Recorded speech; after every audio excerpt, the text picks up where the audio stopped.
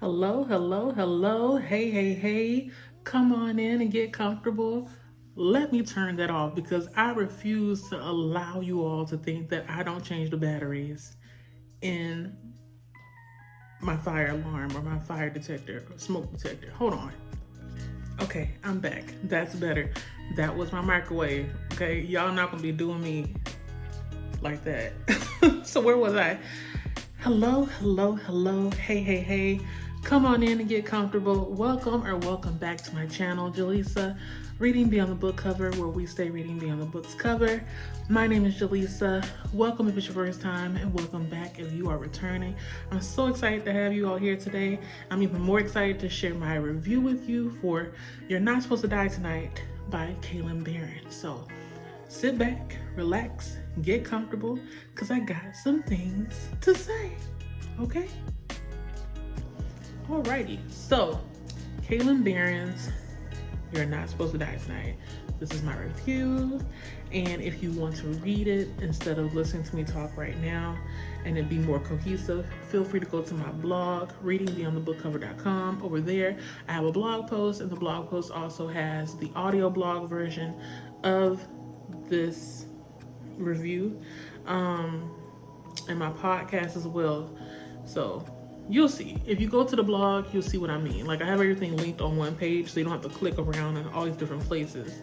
But this is me kind of talking a little bit based on my blog post and then giving more thoughts as to why I say the things that I said in my blog post, so you'll understand why I stand where I stand on my review. But before I get into the review, I want to make sure that I give you like a little synopsis, the best that I can remember, because it's been a while since I read the book. I read it in August of 2023, so it's been about 2 months because we're now in October. And I read it as part of a book club. It was a book club pick for the Horror Host Support Group. So it's been a minute. I remember some of the events. I don't remember all of the character names. So I guess that's one thing you can say right now, or one thing I can say right now, is that the book isn't memorable, at least not for me. I'm pretty sure it may be more impressionable for other people, it may be more impactful, but for me, it's been 2 months and I barely could remember the main character's name. Anyhow, Charity Curtis is the main character here. She is a teenager. We don't know how old she is. At least I don't remember how old she is. And she's working at this camp, or a place that is at a camp, and it's a full contact simulation type deal where people are able to sign up to go there and reenact. Well, the people that work there reenact scenes from a movie. I believe so. That was filmed there. But it's full contact, so they can touch you and everything. And you basically, if you were the person that goes there, you're going there for the experience. So Charity, she's like the lead there. She's also the coordinator of everything. She changes up things based on like her experience with the people that are currently there. Because when you do go there, you don't know who is part of the actual simulation and who isn't. So it's really interesting how it's set up. That's what really got me in the beginning of the book. But the reason why this job is like a big deal to her is because she has more freedom. The boss, he's barely around, barely calls. He trusts that she's gonna get everything done. Like, she has a lot of responsibility, right? But then things change. This summer I think it's summer. This time at the camp is not the same as it was before. If I didn't say it before, the camp is called Camp Mirror Lake. It's not the same as it was before, because all of a sudden people start disappearing. Now, she's used to people disappearing only because they don't want to work there anymore. But I guess at least what they would do is say, I'm not coming back. But the people she's been trying to contact, she can't, and it's making her a little bit shaky. And some other things happen as well that ramps it up, where you're wondering, like, should I stay or should I go? So you'll have to read the book to see. But I enjoyed it for the most part. And what I'll tell you in my review is, my likes, my dislikes, what I wanted more of, as well as who I recommend it to. So that's the gist of it all. I tried to summarize it the best that I could without giving you any spoilers. Hold on, we're gonna go into them likes, okay? So hang on, and let me know whether or not down below, so far with the gist, is that hooking you in or not? If not, it's fine, don't tell me. Alrighty, so the likes.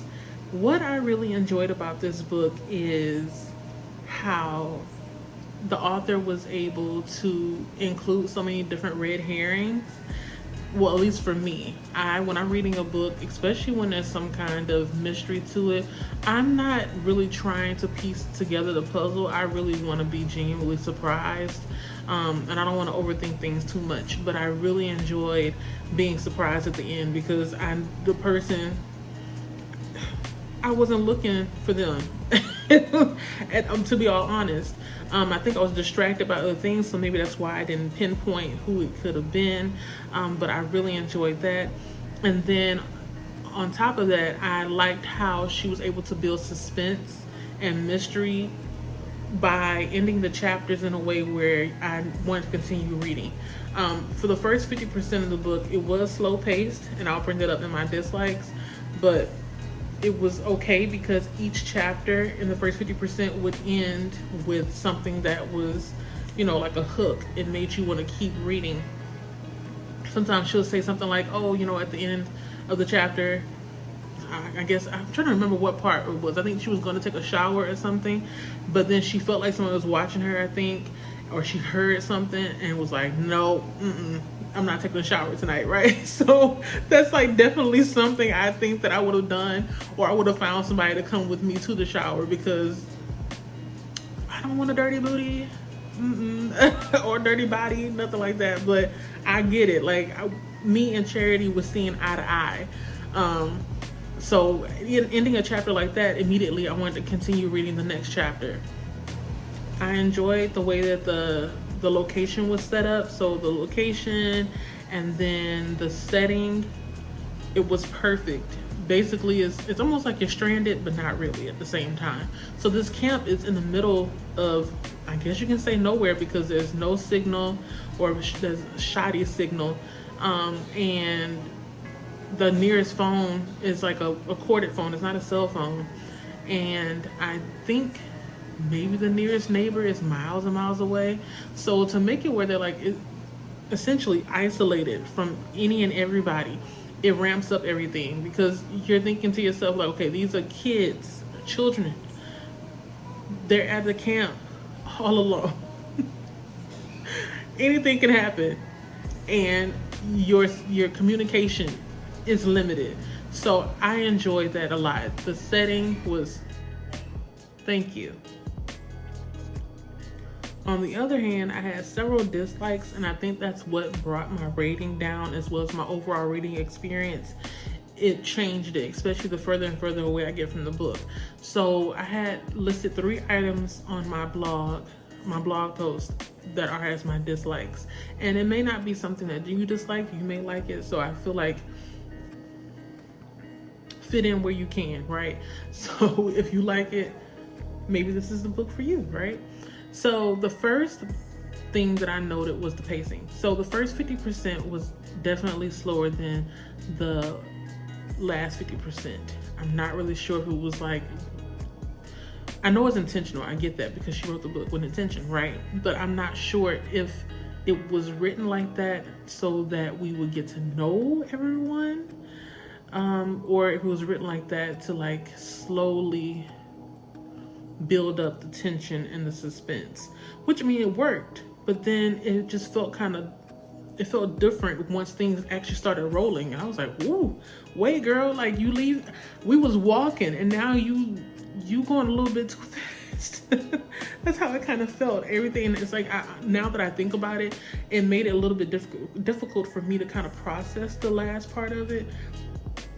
Because like I heard another reviewer say, I'm trying to remember, it may have been the Horror Hole Support Group podcast, or maybe it was somebody else.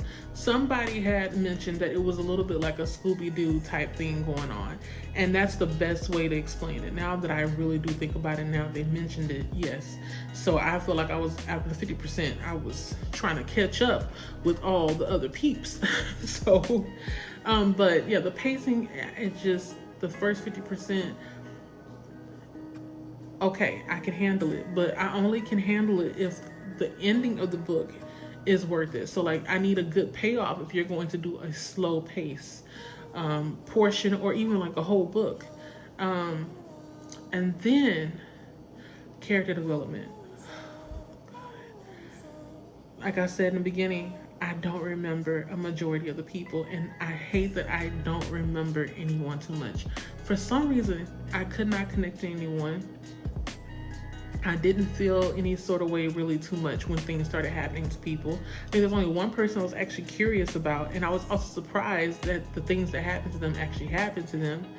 And for some reason, like some of these characters, they seem like they should have been one character. So like when you read, you may, depending on your head space or your mind, how it works. For me, because I like a character-driven story, when I'm reading the book, I want to feel for the character. I didn't feel anything for these people. And then I feel like I would have maybe felt more for them if they were, their personalities or the characterizations were, what is the word? Merged. So take this character and this character. I don't really care for either of them, but if you mesh them together, do a mashup thing, you know? Maybe I'll like them a little bit more. I think a little bit more work should have been done. Some people say that, you know, she maybe should have written more. I don't think so, because if she were to write more, that first 50% has to be a little bit faster. It shouldn't take that long for something to happen. Not even happen, but something to like get the ball actually rolling. I get building tension, build tension, but it has to be worth it if you're gonna build all this tension, right? You get me? So yeah, the character development, it did not work for me. It could have been done a different way. And the last thing that I had issues with is the twist. I don't know if I expressed it before. I feel like I maybe wrote it in another blog post. Who knows? I talk so much sometimes and I write so much, and I'm getting old. So I don't remember everything that I've said. But I don't mind a twist, but when you start stacking twists on top of each other, the book becomes ridiculous for me. I've noticed that over time, I don't really like that. Like, I feel like, for me, the maximum number of twists that I want in my book is maybe 2 or 3. And if you want to go further than that, they got to be really good before. Otherwise, you're in this dangerous territory where it becomes ridiculous. In my blog post, I compared it to a game of Jenga. Once you start stacking everything up, eventually it's going to collapse, right? So that's what it felt like. At the end, I didn't feel fulfilled. Put it like that. I did not like the ending, because you got the twist after twist after twist. I don't like that. But if that is your yum, I'm not gonna yuck it. Okay, so you go for it. If you like multiple twists, this book is for you. What I wanted more of. So I only noted one thing, and it's that history. I'm not really a big history person, but I'm curious because we don't really find out too much about Camp Mirror Lake. It's like nobody wants to talk about its history, even though it's kind of implied that it does not have a good history.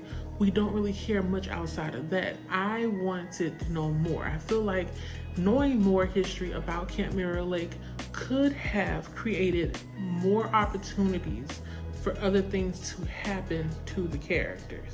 You get what I mean? And not only that, you could have created more characters surrounded around the history of the actual place.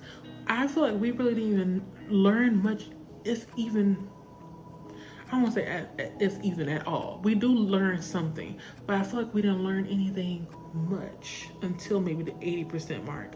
What we did learn of it is based on people's reaction to the actual name of the place. See what I'm saying? Like, you gotta read between the lines, kind of like, oh, this is a bad place, kind of thing. So, yeah, that's all I want. I was a little bit disappointed because I wanted to know more.